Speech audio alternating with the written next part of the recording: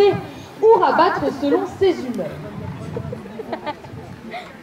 Alors je pense que vous avez remarqué que cet oiseau est plutôt marcheur, car en effet dans la nature, il passe le plus clair de son temps au sol pour touche pas. des pierres afin d'y trouver ses mets favoris, que sont les larves d'insectes, les lézards et les petits serpents. Alors Fred va tenter de récupérer Mescal qui est parti faire le tour des tables de pique. Et il va également le faire passer parmi vous pour vous prouver à quel point cet oiseau est totalement inoffensif envers l'homme. Alors le caracara commun nous vient principalement d'Amérique centrale, d'Amérique du Sud, mais il est également présent sur le territoire français uniquement en Guyane.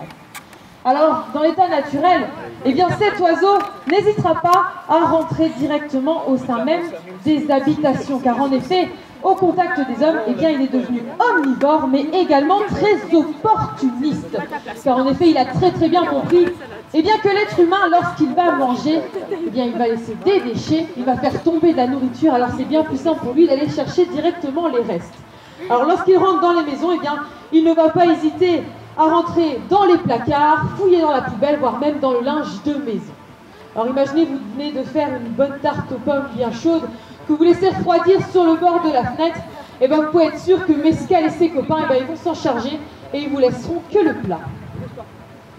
Alors le caracara commun fait partie de la même famille que les faucons, la famille des falconidés. Pourtant, il ne possède pas du tout la même façon de chasser, car en effet, le faucon, lui, va plutôt chasser en vol et principalement du gibier à plumes. Alors le faucon, c'est l'oiseau le plus noble en fauconnerie traditionnelle, tout simplement parce qu'il va tuer systématiquement sa proie avant de la manger.